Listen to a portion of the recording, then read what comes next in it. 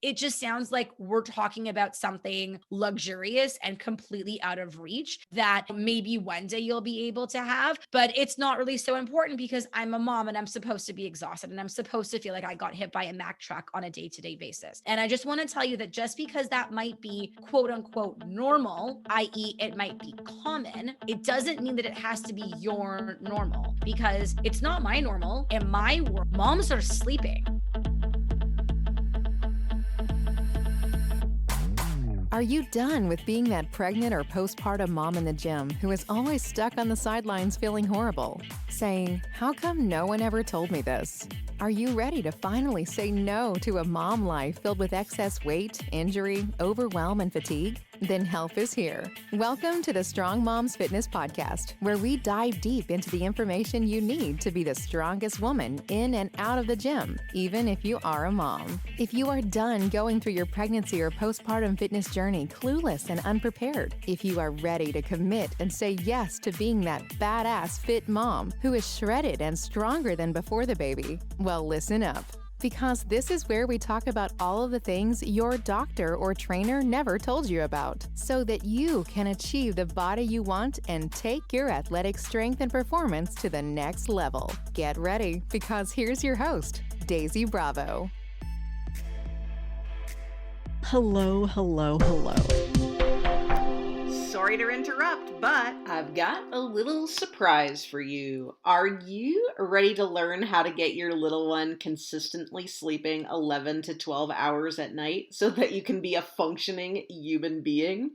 I am teaming up with Eva Klein of My Sleeping Baby, who created a free class on this specific topic so that we can hang out live and chat all about it. We'll be chatting about Eva's 4-part system that helps exhausted moms get their babies consistently sleeping through the night, establish a peaceful and enjoyable bedtime routine, and unlock the secret to a proper schedule for their little ones. Implementing this system allows you to get a consistent night's sleep and wake up feeling refreshed each morning. Sounds like something you want to learn about? Well, grab a spot in this live class coming to you soon. All you have to do is go to strongmomsfitness.com/sleep. That's strongmomsfitness.com/sleep to sign up today. Hello, and welcome to another episode of the Strong Moms Fitness Podcast. I am going to jump right in today because I have Eva Klein with me today, and she is a certified infant and child sleep consultant, and she is the founder of My Sleeping Baby and the Sleep Bible program. Eva's main goal is to help her clients establish healthy sleep habits for their children. After experiencing the debilitating effects of chronic sleep deprivation from her middle child, Eva was inspired to help her family overcome their sleep challenges, truly empathizes with her clients' sleep troubles, and personally invests herself in their sleep journey. In addition to completing her sleep consulting certification, she is a member of the Association of Professional Sleep Consultants, and she completed the 2016 Infant Mental Health Community Training through the Hospital for Sick Children in Toronto. Eva also has her Bachelor of Arts from York University and her law degree from the University of Western Ontario. Eva is a proud wife and mother of 2 girls and a boy who are all great sleepers and lives with her family in Toronto. She provides individual sleep consultations, facilitates group seminars, and runs an online sleep program and community called the Sleep Bible. So we're going to jump into this chat with Eva. But before I jump in, all right, guys, I have got a little secret for you.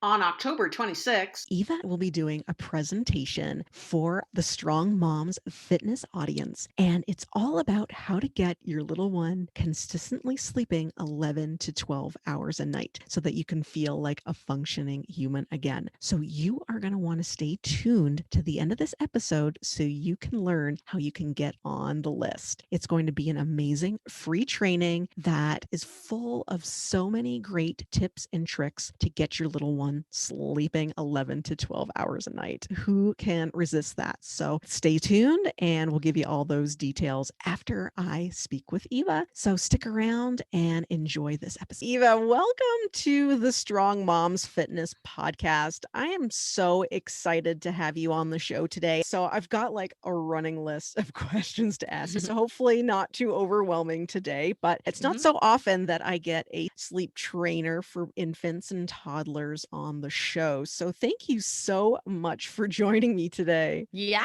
thanks so much for having me here. Awesome. So let's get started. I want to know what exactly you do. How did you start? How did you jump into this? How did you learn this? Did this come out of necessity or is this something you fell into? What I do is I help exhausted parents, usually the moms are the exhausted ones. I help them get their little ones consistently sleeping 11 to 12 hours at night so that they can go back to being functioning humans again. And so I got into this business because of my middle child. So my background is law. And so what happened is I finished law school, I had a baby, and this baby was one of these unicorn babies that makes me look good. She was just the easiest baby in the entire world. And so naturally, she was the greatest sleeper. And then a couple of years later, we had another girl. And this baby, I knew from the very beginning was going to be a very different journey because unlike her older sister, this baby did not sleep. She needed to be held all the time, would scream at the drop of a hat. The neighbors down the road knew when she was upset. And so naturally, she was waking me, I kid you not, every 90 minutes all night long. And I thought I was going to die, for lack of a better word here. And so I had no choice but to open up the sleep books this time around because I didn't open up one book with my older child. And so that time around, I actually had to figure out what to do because I was going to drown otherwise. And so I managed on my own to make the situation a little bit better. It was still far from perfect, but I got myself some breathing room. And so what I ended up doing was I used the rest of my maternity leave to get my sleep consultant certification to be able to, and that was 6 years ago because now my middle child is 7.5. So I haven't looked back. So here I am. That is quite the story. And this is definitely very new to me. What is involved in the certification process? I'll tell you that my approach in terms of teaching parents to teach their kids how to sleep, there's 4 phases to my method. Over the years, I've really perfected my craft, having worked with well over 2,000 families to date. And so I created my signature Sleep Easy method to help all these babies and kids learn to consistently sleep through the night. And so the first part of that process is establishing the sleep foundations. So we're looking at baby's sleep environment. We're looking at baby's routines. We're looking at daytime nutrition, and we're looking at emotional well-being. All those factors need to be properly in place before we move on to the next step, which is getting baby onto a good schedule. A lot of people don't know that what goes on during the day directly impacts what happens. And so if your baby is overtired because they're not napping enough or because they're going to bed too late, all bets are off in terms of what the night is going to look like. That can cause a lot of night wakings. The next step, we're going to teach the baby how to sleep. And so that's where we want to be teaching them how to sleep independently so that they can learn how to connect their sleep cycles and not be waking up unnecessarily throughout the night. And then the final step, which is the best step to be on, is the maintenance. A lot of people don't know that step even exists, which is making sure that we keep your baby sleeping because we don't want a short-term quick fix that's gonna go out the window the second that your kid hits a regression of some kind or a milestone or needs a different nap schedule. We want to make sure that sleep is always a thing. And so that is the overall approach here. Oh my gosh, so much there. Wow, my head is spinning. So that's great. So let's start with the basics here and break some of that down. Why, aside from the obvious, why is sleep so darn important for infants, babies, and also parents? Yes, I love that you asked that question because it sets the framework for why we're here talking about this right now. Because there is, unfortunately, this very unhealthy, borderline sick mentality that sleep for moms is a luxury and that, okay, I'm a tired mom and this is just the way it has to be. And I'll sleep when my kids are in college. And I can't tell you how unbelievably unhealthy unhealthy it is, because it puts sleep exhaustion on a pedestal, right? It makes it into this whole thing when really, let's pretend there's no baby in the picture for a second and that you just have an adult who is waking very frequently at night. Would you be going, wow, look at you, you're waking up 5 times a night and you still go to work the next day, like all the power to you? You'd be going, no, oh my gosh, you poor thing, you should go see your doctor. Like, why are you waking 5 times a night? That's not normal. That's not healthy. You can't function like that. You throw a baby into the picture. Oh, you're not supposed to sleep. And that is such a massive problem, because chronic sleep deprivation is what can trigger so many other unbelievably unhealthy things. It's one of the keys to maternal mental health, right? And so what can end up happening is you don't get enough sleep, and then all of a sudden you're not able to look at the glass half. From a sheer neuroscience standpoint, you don't have the ability to be positive. You can't. When your body is deprived of something so crucial like sleep or food or water, your body goes into survival mode. Your stress levels are through the roof just from being exhausted. And then that is a huge trigger of postpartum depression, of postpartum anxiety, because of sleep deprivation. And it has this unbelievably unhealthy domino effect where you're bloody exhausted. And then what does that mean? You don't have the energy. So you feel like garbage. And so what are you going to do? You're going to go and heat up the frozen pizza because you're craving carbs and you're craving junky food, and you don't have the energy to make yourself something that's going to make you feel good. You don't have the energy to do things that make you feel good, move your body, go for a walk, exercise, engage in a hobby of some kind, even call your friends. And so it's this awful cycle that you can find yourself in that can be next to impossible to get out of without proper sleep. Because then what happens is you jump in, you say, oh, I've had enough. I am sick and tired of being sick and tired. I can't function like this. I'm afraid to get behind the wheel of my car. I am biting my husband's head off every 5 seconds because I'm so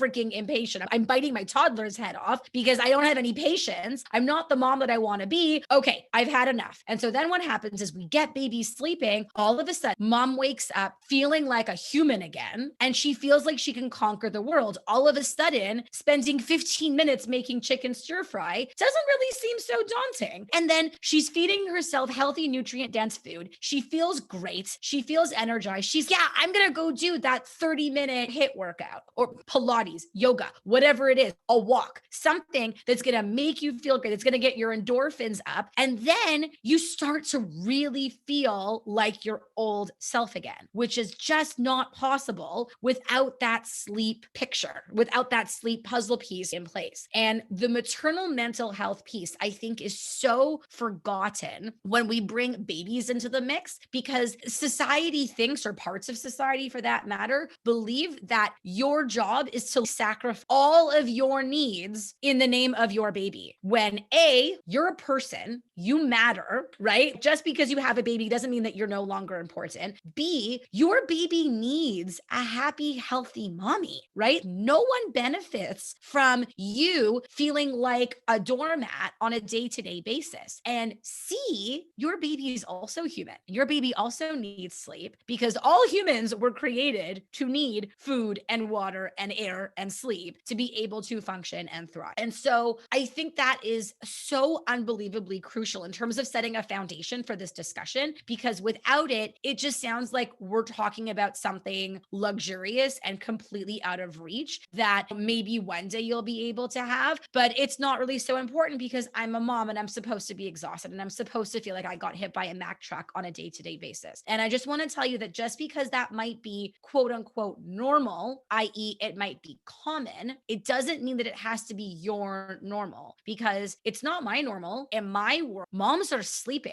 Moms have little babies and infants and toddlers who are regularly sleeping through the night, and they're all thriving. That's the way it works in my world. And so I would love for as many people to join my world as possible, because because I've been in both worlds. I know what the exhausted, hit by a Mack truck mom world feels. Been there, done that. I don't want to ever be back in that world ever again, nor would I wish it upon my worst enemy. Love that. Nick brings up another question, and I'm sure there's fluctuation based upon age, and I'd like for you to break that down. But you do say that you help exhausted moms get their little ones to consistently sleep 11 to 12 hours. Who is sleeping 11 to 12 hours? Is that something to expect from your newborns or maybe the toddler age? What is the standard that we should work towards and strive to achieve? What's the ideal scenario?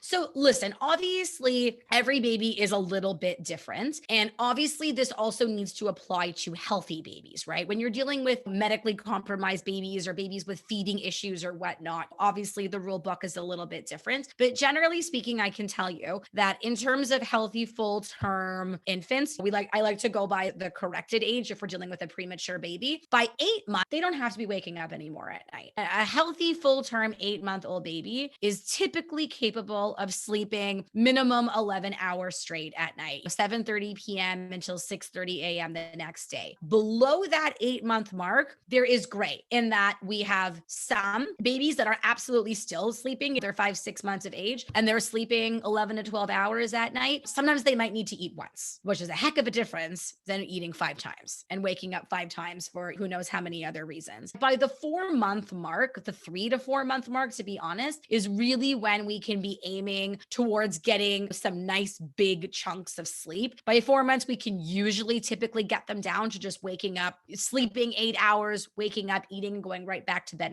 and then of course, when they're older, 8 months and onwards, all the more so should not be waking you up at night on a regular basis. Obviously things happen. Like the other day, like my son woke up in the middle of the night and threw up. Okay, fine. He's going to call out for me, which is normal and healthy, but that's obviously a one-off scenario. That's not something that's happening on a regular basis. Love it. Even before your baby arrives, you set up your nursery, you buy a crib, you get the room ready. How can we create a positive sleep environment for babies? Do you find that moms need more guidance than looking on Pinterest for how do we create that environment? Pinterest is great for design ideas, of which I am completely 100% useless. Like literally never asked me for advice on designing a nursery in terms of color swatches. But when it comes to optimizing the room for the best sleep possible, there's a couple of things that you want to keep in mind. Number one, you want the room very dark during daytime hours, like super duper dark. And the reason for that is because we want your little ones napping really well. We want them napping when they need to be napping. And it's much more challenging to fall asleep during the day in a brightly lit room when the sun is beaming through your windows. And so when you have blackout blinds on those windows, it's going to make it easier for your little one to get the sleep that he needs so that he's not overtired and then can sleep better at night. So you want to keep the lighting situation in mind. I'm a big fan of white noise, really big fan. For the newborns, it creates this womb-like environment, which is inherently calming to them because they spent the last 9 months in the womb and the womb was very loud, right? It mimics the sound of the womb. Even when they're in that 3 to 4 month mark and they're no longer newborns, I'm a big fan of white noise because it drowns out background noise and it creates a very calming, soothing sleep environment for everyone. So that's where the white noise comes in. And you know what? I'm a big fan of white noise for toddlers as well, because very often they're still sensitive when it comes to background noise as well. And on top of that, the toddler years are typically when their imaginations begin to run wild a little bit. And that's when, the creaky floor or like the gust of wind can be a monster. But if you've got the white noise playing in the background and suddenly they can't hear the creaky noise or the gust of the wind, the monster's gone. Monster doesn't make an appearance, and it really helps drown out those noises as well and keep your little one's imagination. And so what have I covered here? Yes. So light, sound. In terms of temperature, you want to be aware of like temperature and sleep attire from a safe sleep standpoint, from a SIDS prevention standpoint specifically. You do want to make sure that the room is on the cooler side. Overheating is obviously a concern. We're aiming somewhere Celsius, because I'm very Canadian and that's how I tick, somewhere in the 20 to 22 degrees Celsius range, which I believe converts to 69 to 72, somewhere in Fahrenheit, somewhere in that range, with a comfy sleeper and a sleep sack on top, something like that. And then the last thing is, if your little one is under 1, also from a safe sleep standpoint, you want the crib to be bare, not have anything in there that can be dangerous. But I'll tell you, as a general rule, even when they get a little bit older and you are able to introduce some kind of comfort toy or whatnot, you don't want the room to be incredibly distracting, because you don't want to find yourself with a little one, like with the room so distracting that it's delaying the onset of sleep. So I'll give you an example. I had a client a few years ago, and I still remember this. It was so memorable. It was an 8-month-old baby, and the mom, before the baby was born, had this artist paint these beautiful murals on the wall of these life-size animals, monkeys and giraffes, and it was a work of art. But the problem was that this 8-month-old baby would sit up and talk to the monkey for hours. In the middle of the night, they would hear her just yapping. It was so heartbreaking for them that they had to take mural and paper and tape the monkeys away so that she wouldn't be distracted. Now, obviously, not all babies are going to react like that, but you do want to be mindful that you're creating like a calming, soothing environment and that you're not encouraging lots of distraction, I might say. Does that make sense? I'm like laughing over here because I don't know if you have watched the show Modern. Yeah. Cam and Mitch painted the mural of I think they're in loincloths or something. So I'm just visualizing that in my mind. So nothing like that is distracting. No, don't do. Modern Family is fantastic, but that piece of parenting advice, don't replicate. Oh my God, I love it. And I appreciate that you brought up things like sleep safety, toys in the bed. That's super important. And what sort of positioning is best for baby during different stages of growth? So as a general rule, you always want to be putting your baby to sleep on their back, because that is what is safest. Now, if they roll onto their tummy on their own, the board, American Academy of Pediatrics, Health Canada, they all say it's totally fine to leave your baby on their tummy, because it's believed that they clearly will have the strength to be able to reposition themselves if their breathing is obstructed. So general rule, always put baby to sleep on their backs unless you're told by your medical doctor otherwise. Cool. Do you recommend bassinets for infants? Is that necessary to have them in a smaller sleeping vessel, or can we put them right into the crib shortly thereafter? Yeah. So I'll tell you, I'm a big fan of bassinets just because it mimics that womb-like environment, because it's cozy. A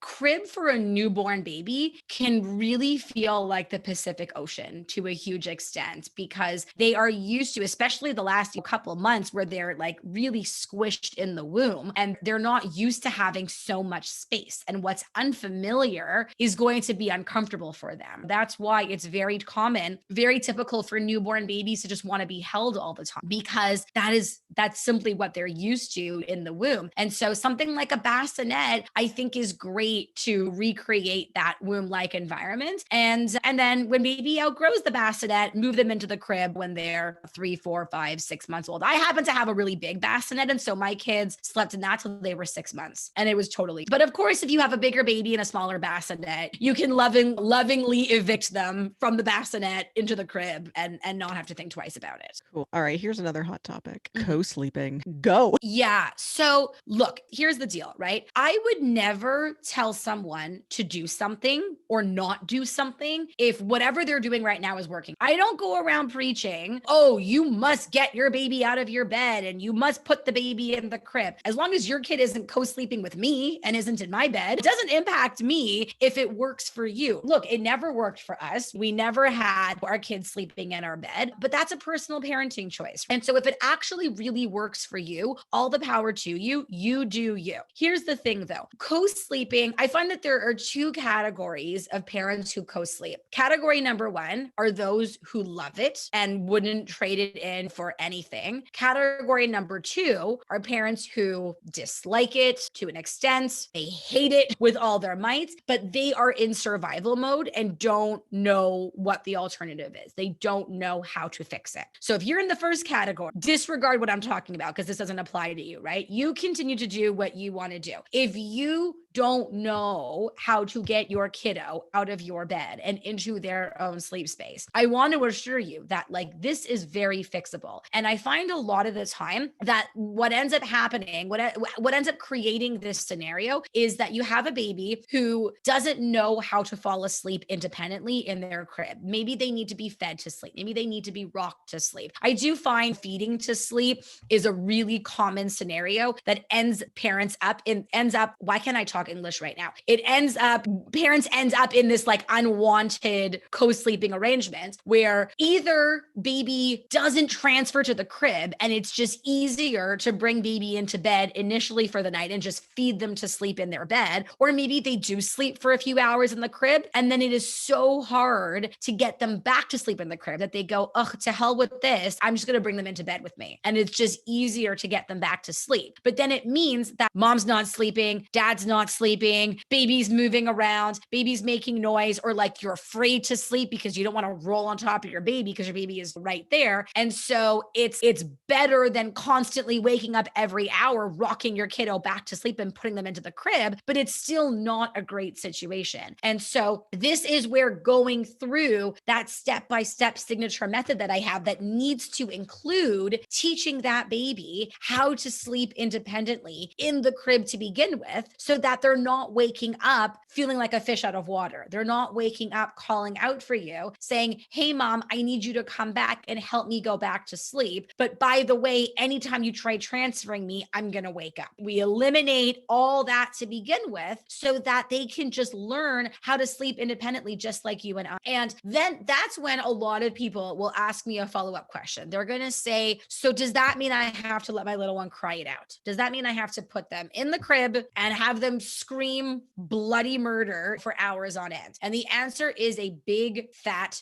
absolutely not, for two main reasons. Number one is that when you do things properly and you address all those preliminary steps first, you are setting your little one up to be successful. Sleep training of any kind is not going to work when your little one doesn't have a proper schedule, doesn't have routines down pat, is overtired, isn't eating optimally during the day, doesn't have a proper sleep environment. We have to get those puzzle pieces down pat first, and then we move on to sleep training. And I can tell you 9 out of 10 times when I hear about people who have attempted to get their little ones sleeping independently and they tell me that they cried for hours on end, I would bet my bottom dollar that whatever they were doing was bound to fail before it began, because there was something beforehand that wasn't properly addressed. So that's the first thing I want to emphasize. The second thing is that when it is actually time, if you have everything perfect, great schedule, solid routines, everything's great, and then you put baby down or your toddler down wide awake in their crib or bed, it does not then mean that you have to say, adios, I'm off, and then leave the room and not go back in. There are many approaches that you can take that will allow you to teach your little one how to sleep independently without leaving them alone for an indefinite period of time. There are interventions, whether it means you are in the room with them the entire, supporting them physically and emotionally while they figure this out, whether it means you leave and you check on them at specific intervals of time. There are other middle of the road options here that don't need to involve letting your little one scream indefinitely without you going in, because I would say that a good chunk, if not the majority of people who reach out to me are just not comfortable with that. On the one hand, they don't want to wait till their kid is 8 years old before they can sleep through the night. And I don't want them waiting till they're 8 years old either. But on the other hand, having them scream their brains off for hours on end is out of the question for them as well. And as a human, that's out of the question for me too. Like for my own kids, I never did that. And so that is where this happy medium comes in, where it's like you do things properly and you pick a method that you are comfortable with. That is where the magic happens. Sorry guys, here with another interruption, but this is so important and I don't want you to miss out. I want to ask you, do you wake up each morning feeling refreshed after getting another consistent night's sleep from your little one? Said no one ever. Well, if that answer is no, then you are definitely going to want to sign up for my free class that I will be having on October 26th, 2021 with Eva Klein of My Sleeping Baby. We're going to talk about Eva's 4-step process to get your little one to sleep through the night 11 to 12 hours. So I don't know anyone who's going to want to miss this one. So all you need to do to sign up is head to strongmomsfitness.com/sleep. strongmomsfitness.com/sleep. Back to the show. I've got another one for you. Now, how can we set ourselves up for success during the day? Yeah. So I'll say one of the really important things is that by a certain point, when your little one is no longer a newborn or no longer a brand newborn baby, you want to make sure that they're starting their day around the same time, because that's going to help their circadian rhythm, which is also known as their biological clock, develop. We want your baby to learn and understand when it's time to wake and when it's time to sleep, so that their biological clock knows and really comprehends it and understands that, so that they can get the best sleep possible. If your little one is waking up for the day, one day at 7 and the next day at 9:30 and the next day at 8 and the next day at 11, then they're going to be in this perpetual state of jet lag. And then that's where the naps aren't consistent and there is like zero consistency of any kind. And then if the daytime is completely off on a day-to-day basis, then there is no guarantee as to what the night is, a crapshoot in terms of what you're looking at. And so step one in terms of setting your little one up for success during the day is absolutely getting them up around the same time. And that benefits us as well as adults. Like, we do best with a fairly consistent morning wake time as well. Now, okay, fine. We are adults, so we're not as sensitive. Our biological clocks aren't as sensitive as babies are. But at the end of the day, if we are consistently waking up at, let's say, 7 a.m. during the week, and then we sleep in until 8 or 9 o'clock on the weekends, that's typically okay. But if Monday we're up at 7 and then Tuesday we sleep until 10:30, and then on Wednesday we wake up at 6 again, and then on Thursday we're up at 9, we're gonna feel like garbage. Your quality of sleep is going to suffer. And so I think it's just important to remember that this is a rule, not even a rule, a strong recommendation across the board for everyone, because that's going to allow you to get the best quality sleep as well. Love that. Now, is there a way to retrain your toddlers or little ones who consistently are early risers, if maybe that's the way that they're programmed? Is there a way that we can work that out? Is that something doable, or do we have to just accept the fact that someone's going to wake us up every morning at 4 a.m.? No, oh gosh, 4 a.m. That's illegal. Like, the only time you're allowed to wake up at 4 a.m. is if you're catching a flight to Miami for 6:30 in the morning. Speaking as a true Torontonian, that's like the place, especially in the dead of winter, we like all dream about Miami. Unless that's the case, or you have to get up for work, like, no, your child should not be waking you up anytime before. Like, I consider the 6s to be technically fair game, as long as your little one is getting enough sleep over a 24-hour period. I can almost guarantee that if your little one is waking up in the 4s, there's not enough sleep there. The schedule is off, or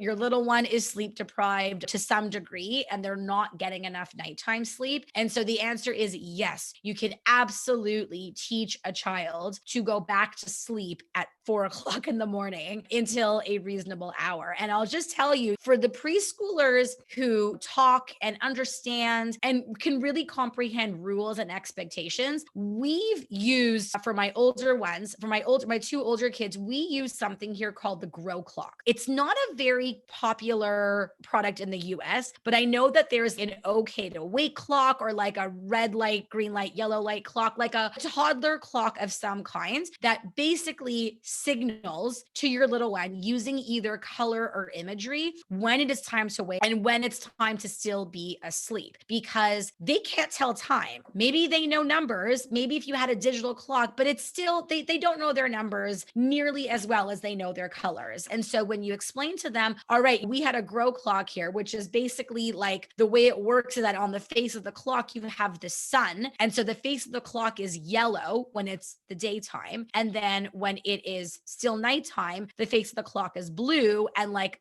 is it a sun or a star? I can't even remember. It's sleeping. Whatever it is, it's sleeping. And so that makes it very clear to the child that this means that you need to stay asleep or at least go back to sleep for that matter and stay quiet, not wake up your parents. And I find that tool is extremely helpful when coming up with a plan to address early rising, because they might not necessarily care that it's time to go back to sleep, but at least this way they have an understanding of your expectations of them. Otherwise, I know that it can be very unsettling to not know what time it is and not know if it's time to wake up. And 5 a.m. might seem like it's close enough. And so they just think, oh, okay, I'm going to wake up. But then when they see the clock, they're tempted to then go, oh, okay, maybe I should go back to sleep. Or if they still don't want to, at least they understand that they're not following the rule. And so if there is a consequence that comes from that, then they'll understand why. Mm-hmm. Do you help moms prepare for things like traveling, or if they have to maybe change environments? Do you have any like tips or tricks when your routine is out of? Yeah, a lot of it will come down to the child in terms of how well they sleep on the go in a different environment, in a different home or a hotel or whatnot. And obviously there is what that you can do to prepare, but I think that it is important to recognize that it might not be perfect, right? Because some kids are just not as adaptable to new environments or a different time zone or a different schedule or whatnot as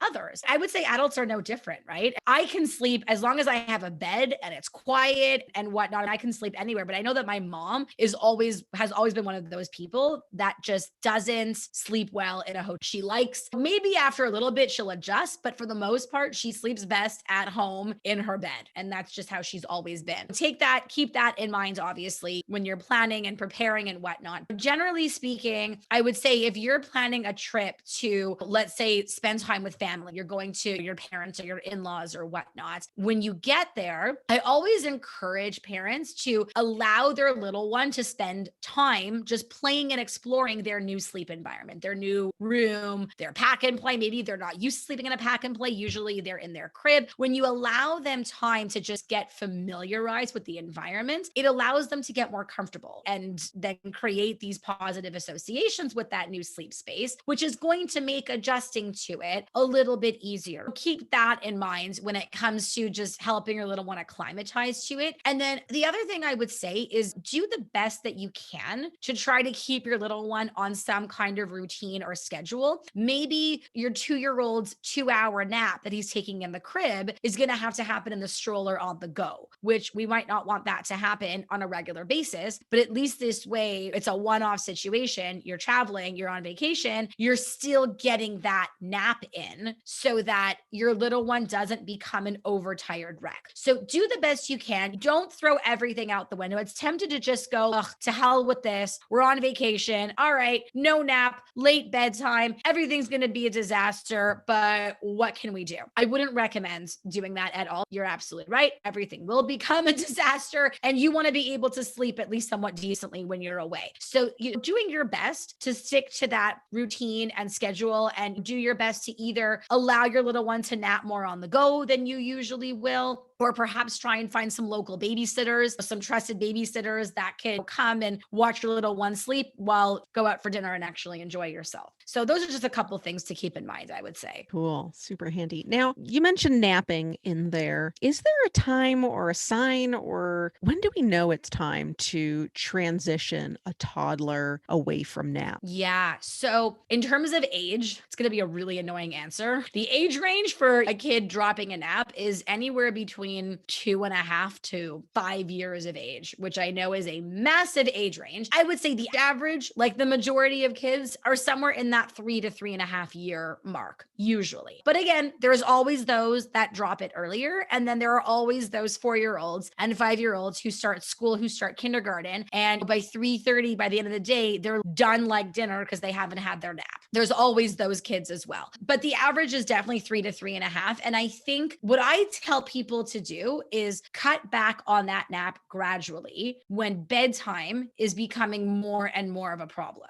So that's one of the main things that you want to be looking out for. You don't want your little one napping, but then not going to bed until 10 o'clock every night because they're not tired from napping. And it might not necessarily mean getting rid of the nap completely, but maybe you want to cut it down by 30 or 45 minutes so that they're not napping as long and then they can go to bed more easily at bedtime. Perhaps it might be that even if they nap for 30 or 45 minutes, that bedtime is still a fight. And that's typically when we have to say, okay, that's it. We're done. We got to get rid of the nap. And I found, well, I'll tell you, with my middle child, that's basically what happened. So she was actually not even 3 when we got rid of her nap. She was, if I recall, 2 years and 10 months. And so what was happening with her was she would wake up for the day at 7. I would nap her from say 1:30 and 2:45, 3 o'clock. I'd wake her up after maybe an hour and a half. And then she wouldn't fall asleep until after 9 o'clock each night. And so she would sleep from, let's say, 9 until 7 with a 1-hour nap. And so that was 11 hours total of sleep, versus when I actually would get rid of the nap, when I would experiment and say, okay, let's see what happens if she doesn't nap at all. She would conk out like a light at 7 o'clock and then sleep around the clock until 7, getting me 12 hours of sleep. So the nap was actually robbing her of 1 full hour of sleep each day. And so that's a very typical example where I tell people, like, we got to get rid of that nap. It's not doing you any good. So that's the main thing that you want to be paying attention to, is that 30 or 45 minute cat nap still getting in the way of a proper bedtime. Cool. That's super important. Yeah. Looking for those signs as opposed to just saying, all right, you're 3 now, no more naps. Yeah, exactly. That totally makes sense. Awesome. Okay. So my brother has found out that they are having triplets. And wow. So my question is, how do these parents that find themselves in a situation with multiple babies start to sleep train? You've got one who's crying. Should you have them in the same rooms? Should they be in separate rooms? What happens when one of them cries? Or how can they manage this a little bit better and still have sanity? And I know that there might not be a life for a while. It's going to be busy. It's definitely going to be busy. And I think off the bat, I would say that is definitely a all hands on deck type of situation. When they talk about using your village, anyone who can help, any responsible adult, semi-responsible adult that has at least one working arm, ideally 2, but 1 will be enough, needs to come and help them. Whether it just means with basic things like feedings and diaper changes and holding, any extra pair of hands will need to come and help them during that first, year. I would say definitely that first 6 months is going to be very busy. And that's the season in their life where they have to be okay with accepting indefinite amounts of, and I don't know your brother or sister-in-law, I don't know if they're the type that don't like asking people for help and they like being independent and doing their own thing. They have to just throw that out the window because they are having triplets. And triplets means that if your neighbor says, hi, can I make you dinner? Because you're probably really tired. Say, thank you so much. Can I make you a meal train? Absolutely. Can I come and hold the baby? Would you like 3? Which one? Pick a baby. So off the bat, you need to be very comfortable with that because that's going to be a lifeline for you, that the extra support. In terms of the actual sleep puzzle piece itself, what I find, look, the main thing in the newborn stage, to be very mindful of ensuring that they're not up for big periods of time, that they're sleeping very frequently. Usually newborns can't be up for much longer than 45 to 60 minutes before they have to go back to sleep. But when they get a little bit older, that 3 to 4 to 5 month mark, that is definitely when you can begin getting some consistency out of them. And the same way how I talked about waking up 1 baby around the same time every day, you want to wake up 3 babies all 3 around the same time every day so that you can get them into a rhythm, right? Get them up around the same time. You want to stagger it by 15 minutes so it's a little bit easier on you, go for it. But you don't want it to be much more than that because, again, you want them on a similar rhythm so that this way you can feed them around the same time or one after another. And then you can aim towards getting them down for their nap that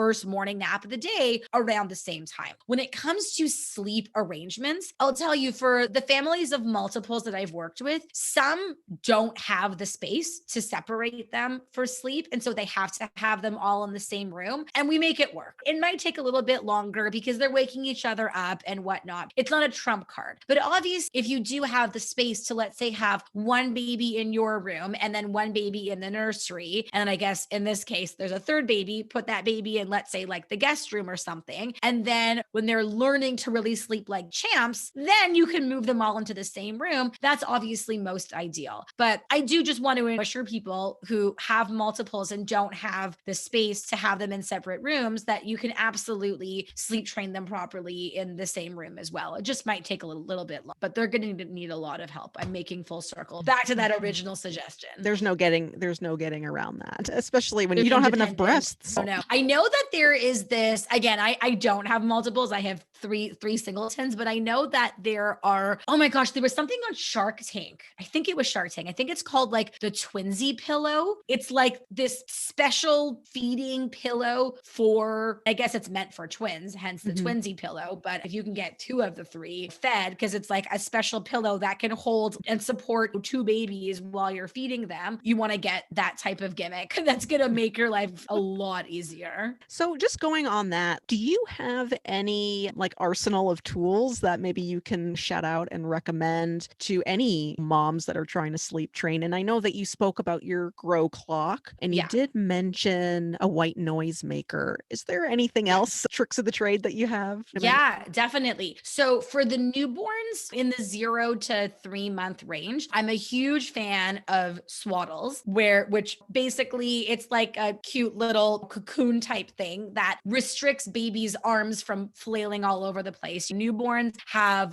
what's called a Moro reflex, which is this, it's like a startle reflex. And what it does is it just means that their arms are like uncontrollably jolting all over the place, and they can be very unsettled. And so what a swaddle does is it recreates, it mimics that tight womb-like environment so that they can feel much more settled. I'm a huge fan of the Miracle Blanket, huge fan of it. I love the design. I used it with my kids. I love the design. I love how easy and user-friendly it is. So that's what I strongly recommend that people use for their newborns. For the infants and the toddlers and the preschoolers that are still sleeping in cribs, I am a huge fan of sleep sacks. A sleep sack is basically, it looks like a wool sleeping bag to an extent, and it's a safe wearable blanket. And the reason why I'm a fan of it is because we all sleep much better under a blanket than we do without one, generally. And when babies are younger, under a year, it's not safe for them. It goes against SID's recommendations to give them a blanket. This is a safe blanket for them. But even for the older ones, where it is technically safe to give them a blanket, what ends up happening is that baby falls asleep at one end of the crib and the blanket's at the opposite end. And then they don't have that comfort anymore. And so that wearable blanket is a blanket that they cannot kick off. And then a bonus reason as to why I'm a big fan of sleep sacks is because for the toddlers who perhaps might be tempted to try jumping out of their crib, the sleep sack is going to make it significantly harder for them to figure that out.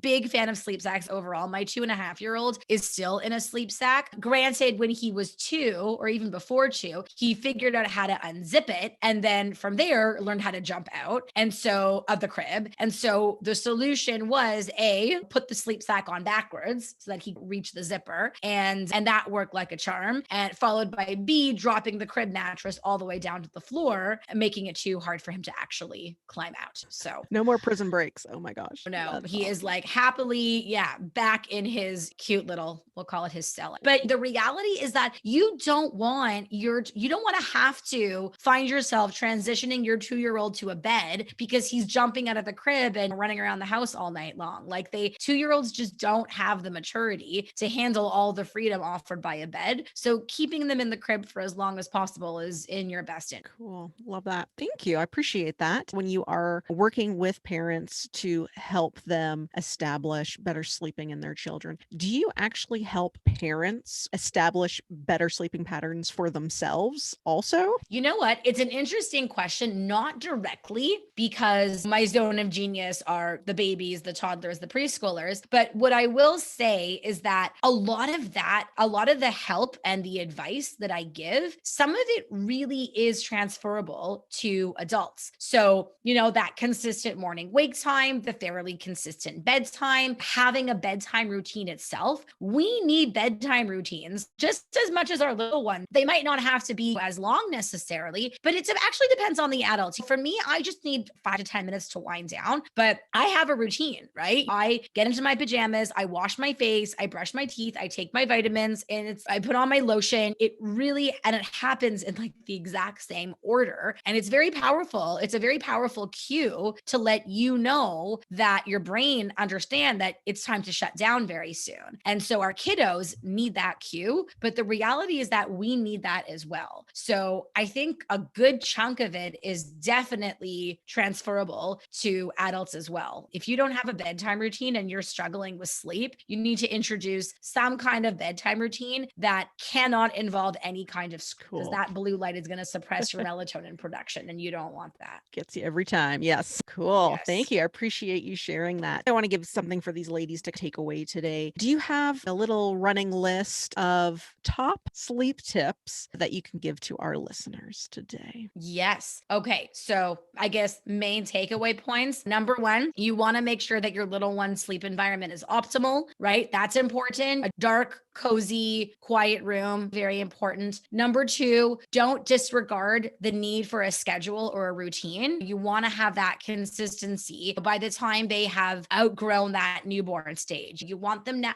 waking around the same time. You want to start to aim to have some fairly consistent napping happening, fairly consistent early bedtime, so that your little one can really understand when it's time to wake and when it's time to sleep. And then number three is, if your little one doesn't know how to sleep independently, there's no better time like the present teaching them, because if they don't, then there's a high likelihood that they're going to wake up unnecessarily throughout the night. You teach them to sleep independently, and that is one of those really big puzzle pieces that is crucial to make sure that we can get your little one consistently sleeping through the night, so that you guys can all go back to being functioning humans again. Oh, I appreciate that. It's just a bad habit of mine. Awesome. So I will be hosting a webinar that Eva is going to give my audience. And I wanted to give you a chance, Eva, to chat about everyone can expect in this webinar. What will you be teaching? What's the end goal? I'd love for you to share a little bit more and get the ladies ready to sign up for the class. yeah, absolutely. So the webinar that we've got happening coming up real soon is called How to Get Your Little One Consistently Sleeping 11 to 12 hours at night, so that you can go back to feeling like a functioning human again. And so I go through the top 3 biggest mistakes that I see exhausted moms make when they're trying to get their little one sleeping. And then I delve into way more detail, taking you through step by step what the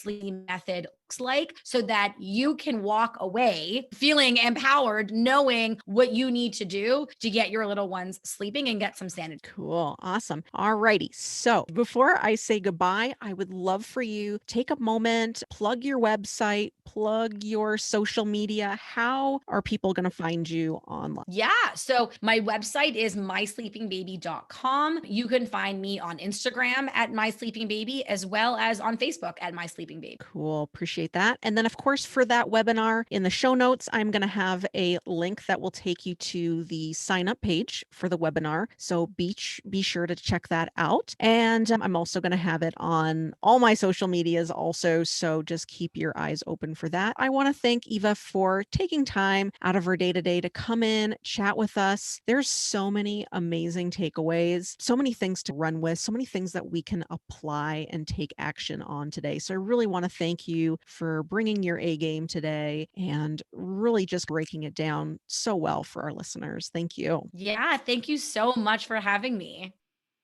How awesome was that? So we really just hit the tip of the iceberg with what Eva is going to share with us.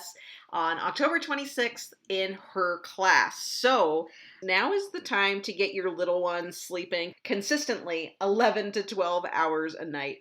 And we're going to learn how to do that in Eva's 4-part Sleep Easy method. So she is going to be sharing with us for free her full-on 4-step Sleep Easy method. And Eva's going to go over her entire system for free live on October 26th. And I really want you to be there with me. I'm going to be there. Eva's going to be there. You're going to be there. You get to interact with her. You get to interact with me. So you're not going to want to miss this. It's going to be an amazing free class. All you need to do to sign up is go to strongmomsfitness.com/sleep. strongmomsfitness.com/sleep. If you've missed this, it's going to be in the show notes. It's going to be on my website. So no excuse. You've got October 26th for this amazing live class with Eva. Just go to strongmomsfitness.com/sleep. Thank you so much for joining me today for another episode of the Strong Moms Fitness Podcast. Thanks for tuning in, and we look forward to seeing you next time on the Strong Moms Fitness Podcast. Now remember, go subscribe so that you are the first to know as soon as new episodes drop. Also, be sure you don't miss out on your chance to win a free program of your choice from Strong Moms Fitness. All you have to do is leave a 5-star review. Screenshot it before you submit and send it to Daisy at strongmomsfitness.com. Your review helps other people find our show. And as a thank you, once a month we choose the review that makes us all warm and tingly inside and award that lucky lady a free program of their choice. So do it now. It could be you. See you next time, you badass mom, you.